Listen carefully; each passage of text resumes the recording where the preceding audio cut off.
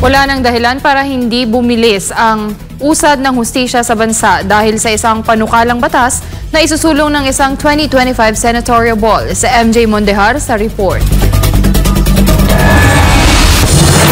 Ngayon pa lang ay naglalatag na ng solusyon kontra korupsyon ang spiritual leader ng Kingdom of Jesus Christ na si Pastor Apollo C. Quiboloy. Isa ang butihing pastor sa mga senatorial sa 2025 midterm elections. Bahagi ng kanyang platform of government ang mahigpit na pagpapatupad ng mga batas kontra korupsyon. Diyan kilala ang KOJC sa Zero Corruption Policy, bagay na nais dalhin ni Pastor Apollo sa gobyerno. Kabilang sa solusyon kontra korupsyon na kanyang isusulong ay taasan ang sahod ng mga taga-hudikatura. Kasama na dyan ang mga taga-Supreme Court hanggang sa pinakamababang korte ng Pilipinas. May umiiral ng batas para dyan, subalit isusulong ni Pastor Apollo ang amyenda na 30% salary increase. Kung bakit? Para palakasin ang independence ng bawat maestrado, pati RTC at MTC judges. Para kay Attorney Trixie Cruz Angeles, dating press secretary ng kasalukuyang administrasyon, maganda ang layunin ng panukala.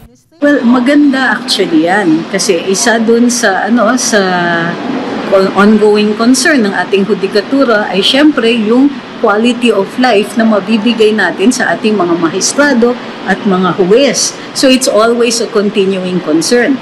Pero ang in charge dyan ay ang Korte Suprema. Maaari rin naman of course magpasa ng panukalang batas tungkol dito. Dahil nga isang continuing concern, hiling rin ni Cruz Angeles na maging proactive din ang proposed wage hike batay sa kasalukuyang economic condition ng bansa.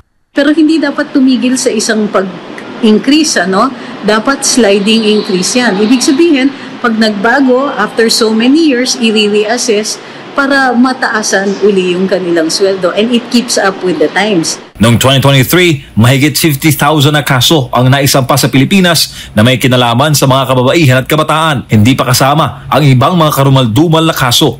Actually, ang tingin ko nga ang mga mahistrado natin at ang mga huwes, they're really not paid enough. Considering ang taas ng kailangan nilang pag-aralan, kailangan tuloy-tuloy ang kanilang pag-aaral, hindi biro yung trabaho kasi minsan libo-libo ang kaso sa isang sala at kadalasan namimiligro din ang buhay nila. Asahan ang iba pang mga panukala kontra korupsyon ng butihing pastor sa hangarin na ipakita na hindi imposible ang zero corruption sa gobyerno. Kailangan lamang ng full transparency sa lahat ng government transactions at tapat na liderato. Para sa Diyos sa Pilipinas kung mahal, MJ Mondejar, SMNI News.